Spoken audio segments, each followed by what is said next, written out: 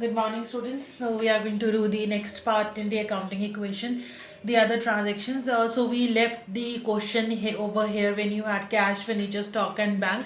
So this was till question number 12. This was the end where we had left your accounting equation. Now we are going to do the next five transactions and their effect on the accounting equation. Now see, the next transaction is when you have purchased any particular asset. A certain amount is paid in cash and the certain amount you have arranged through a bank loan. When you are doing business, you need money all the time, but that money may or may not be available with the organization. Then what we do when we purchase certain assets, whatever money you have with your business, you pay that money, and sometimes you arrange a bank loan for the balance that you don't have.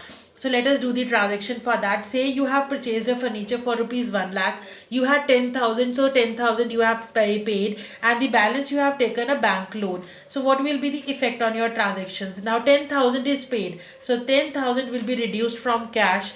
Furniture you have purchased, so your furniture will increase by 1 lakh, and now you have taken a bank loan. So the loan that you have taken it, because you have to repay it in the future, so loan is going to become your liability, and it will be if reflected on the liability side. Now your liability will increase, and now see, you have three liabilities. Capital and creditors were already there. Now you have a loan of 90,000 because 10,000 you have paid in cash. So this will be your balance sheet. This will be your accounting equation total. Now when you have taken a loan, then after a certain period of time you have to repay your loan, and along with interest. Now see, interest is a regular income that you have to pay, and the treatment of interest is same as you have done of other expenses, and when loan is paid, then your loan is going to get reduced. Now let's see what will be the effect when the loan is repaid along with interest. Now see, in the next transaction, say you have paid 20,000 for loan and 10,000 as interest. So one thing is very clear, that 30,000 is going out of business, so your cash is going to be reduced by 30,000. 20,000 you have paid loan, so your liability of loan will decrease by 20,000, because now you owe only 70,000 to bank. 20,000 is already paid, and this is a regular expense for the organization, so it will be deducted from capital. So when 30,000 is paid, reduced from cash, loan will get reduced, and your capital will get reduced for the interest that you have paid.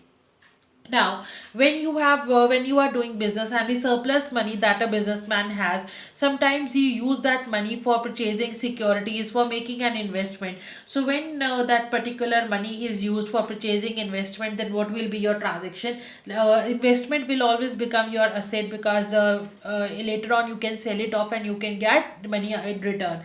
Now say purchased securities for rupees 40,000. Now you have purchased securities worth rupees 40,000. So one thing is clear, that 40,000 cash is going out from business, so cash will get reduced, and there is one more asset that you will get is investment of rupees 40,000. So this will be your total. The next transaction is where you have to depreciate your assets. Now what is depreciation? Depreciation is a reduction in the value of asset when you are using them due to change in technology, due to wear and tear, due to many other things. Like for example, now due to the pandemic, all the businesses are shut down. Whatever goods you have in your store, they are going to be depreciated, because their value is becoming less day by day. You may not be able to fetch the same price that you could have fetched few months back. So the assets over the use, they get depreciated, by time they get depreciated. So this later on we will see why the assets get depreciated in depreciation chapter. But whenever any asset is being used usually, then the value of that asset falls, and the fall in the value of an asset is known as depreciation. So now, like for example, in this say depreciate furniture by 10%. Now you can see that your furniture is worth rupees 4 lakh. It has to be depreciated by 10%. So 10% of 4 lakh is 40,000. So now your furniture is getting reduced by 40,000, and this is a non-cash expense, because you are not paying anything in cash, but still it's your expense here, because the value of your furniture is getting reduced. So you will deduct it from capital. So it's like all other expenses, it's also an expense, though it is non-cash, but it will be deducted from capital, and it will be deducted from particular asset. So whenever any asset is to be depreciated, that is a non-cash expense for your business, and it has to be deducted from capital and deducted from that particular asset, from the asset that is being depreciated. Now the next is bad debt of rupees 13,000 is recovered from debtors. Now you all know what bad debts are.